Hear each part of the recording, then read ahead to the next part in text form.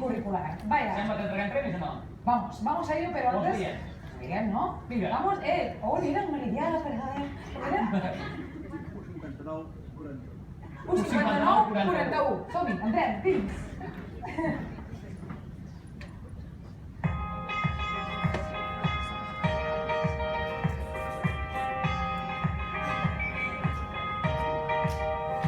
De Sant Joan de Vilatorrada, 50 kilómetros de Barcelona, el Institut Cardener ha sabido sumar a su clase tradicional actividades como la fotografía, el diseño 3D o la cocina que preparan al alumno para el día de mañana. En la SINS Cardener estamos planteando una perspectiva del aprendizaje individualizado, desde el uso de diferentes metodologías y estrategias de aprendizaje, favorecer que el propio alumno se construya su aprendizaje y se construya su conocimiento. Yo la verdad que siempre había pensado que era algo tan simple como innovar, pues no, esa palabra es muy complicada. Ya vemos que en este taller digital ellos están haciendo todo tipo de cosas, desde diseño 3D hasta crear videojuegos. Hasta Scratch, pequeños videojuegos y pequeña programación, son muy autodidactas. A veces yo les abro una pequeña puerta y ellos se lanzan y investigan muchísimo y en poco tiempo ya dominan mucho más que yo como profesor, ¿no? Como usuarios de nuevas tecnologías, las acogen rápidamente, las adaptan rápidamente. Es más, yo mismo muchas veces aprendo cosas nuevas a través de ellos.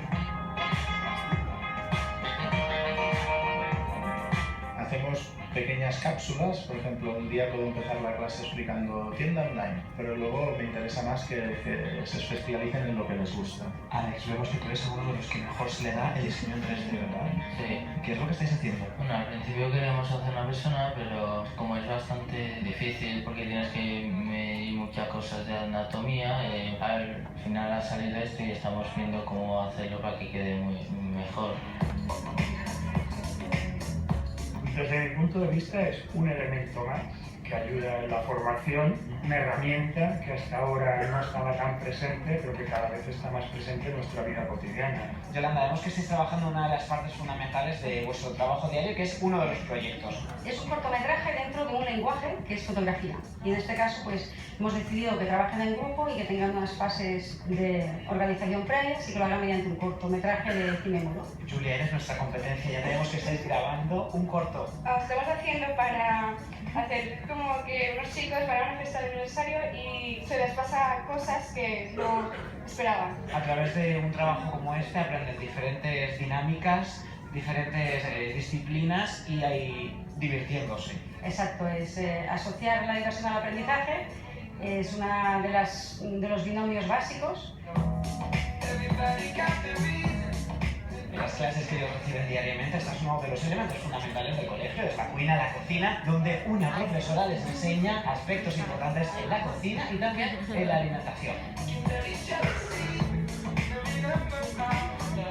Yo estoy súper orgullosa de formar parte de este equipo porque con tan pocos recursos, empezando de cero sin tener nada y que hemos llegado a quedar segundos en este premio, para mí es casi como un primer premio. Creo que habrá un periodo de transición, pero que pasado este periodo de transición desarrollaremos todos juntos un nuevo marco que dejará atrás el marco actual.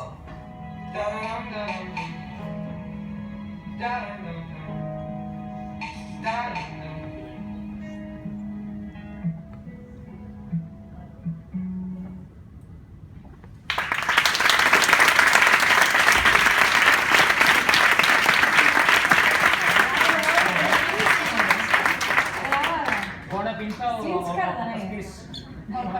pastís? No, Bo o no? No. Pensava que els portaries un coixinet. Es va cremar. Es va acabar, però no. És molt xulo, és molt xulo. La cuina també ensenya moltíssims valors, moltíssims. Huertos, cocinas, ¿por qué no? Y grandes cortometrajes que van a ganar una de festivales.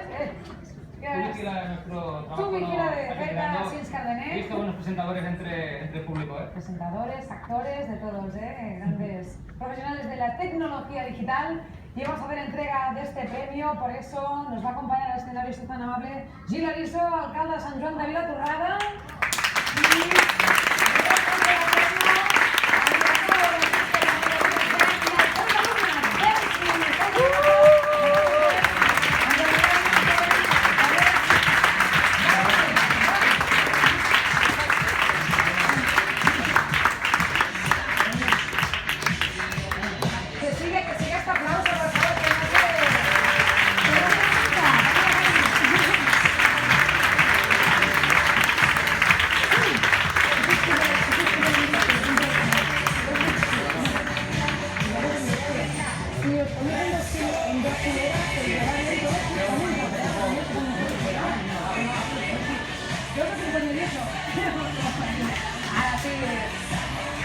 Això és Circ Camaner i el president de la Catalunya.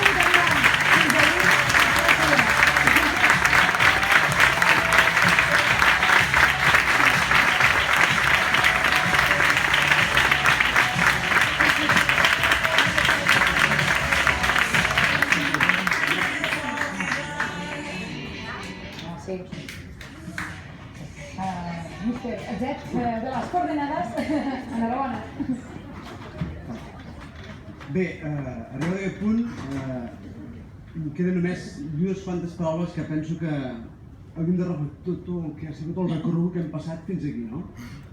Primer que res, agrair a la Fundació Telefònica l'esdeveniment que ens ha omplert de tot un seguit d'esforços, d'energia, que no ens ha deixat igual que estàvem, que ens ha fet canviar i que ens ha provocat un trastorn tremendo, una moguda tremenda que des de llavors les coses han sigut com pujar al Dragon Khan, que després de la primera pujada ja no tens aturador fins que arribes a la meta i no veiem que l'arribada sigui gaire a prop. Això també ens ha portat perquè vam arribar al punt de la innovació fa 4 anys pensant això, pensant que la vida, el codi electoral, que tot el que ens envolta no pot continuar sent com era, que les classes, com sortia abans, no pot ser com el que era fa 40 anys, que les coses estan canviant i que la societat està avançant molt ràpid i que no pot ser que l'escola es quedi enrere. No pot ser que visquem aïllats d'aquesta realitat que és de continu avanç i continu canvi. Que aquest canvi passa, com dèiem aquí, com diu també l'eslògan del llibre, que hi ha unes claus. Però nosaltres aquesta clau ho hem dit des del començament. Passa perquè l'aprenentatge sigui personalitzat, passa perquè cadascú es pugui fer el seu aprenentatge. Tots els que som en aquesta sala són diferents, no hi ha dos iguals. Per tant, l'aprenentatge no pot estar estandarditzat, no pot estar seguint uns patrons fixes per tothom, perquè tothom té el seu punt. Heu vist que les galetes estaven pensades per córrer en un moment i es van passar una mica i es va quedar diferent. I cada galeta era diferent, no eren iguals, tenen la mateixa massa, però cadascuna té el seu sabor. Perquè en aquest sentit el que hem pensat és que el canvi important és que el currículum que fins ara ha estat al mig de tot el procés educatiu ha de passar al costat. I el que hi ha d'haver al mig són les persones que al final heu vist que els 3 exemples donen un missatge clar i ben concret. L'aprenentatge ha de ser feliç, l'aprenentatge ha de ser amb felicitat. Només així serà un canvi real.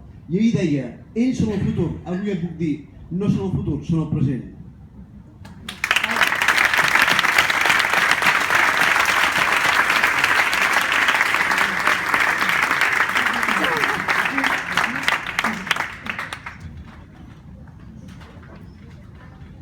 Doncs mira, mireu, jo venia d'una escola bastant similar a aquest institut i una de les coses que em va sobtar més és que es treballa molt el concepte grup.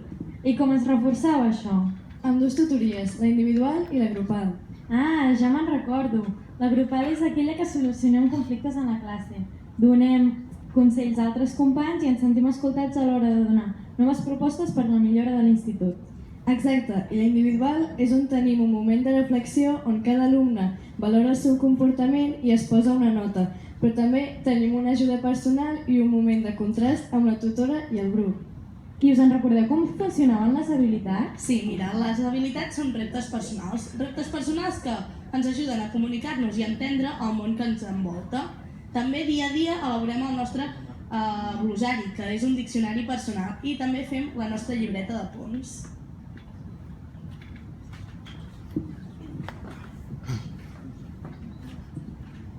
Els tallers i llenguatges són assignatures opcionals distribuïdes en 6 hores setmanals, en les quals cada alumne aprèn sobre el tema que més li interessa o més li agrada. Els tallers són habilitats on fem temes com, per exemple, cuina, programació i manteniment del centre. I en els llenguatges aprenem coses relacionades amb la comunicació, com el francès, l'alemany, l'informàtica, el teatre i la música. Depenent de la motivació de cada alumne, aquest dia un llenguatge i un taller que realitzarà durant unes setmanes. Acabat aquest període, es canviarà de llenguatge de taller i es tornarà a escollir.